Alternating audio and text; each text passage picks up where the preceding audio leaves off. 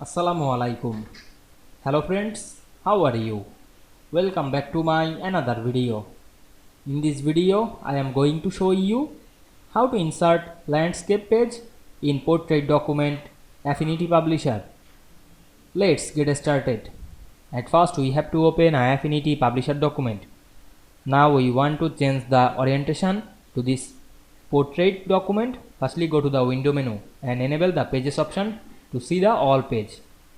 Now we can see here all page is portrait. Now we want to make one page landscape. Go to the file menu and click the document setup option.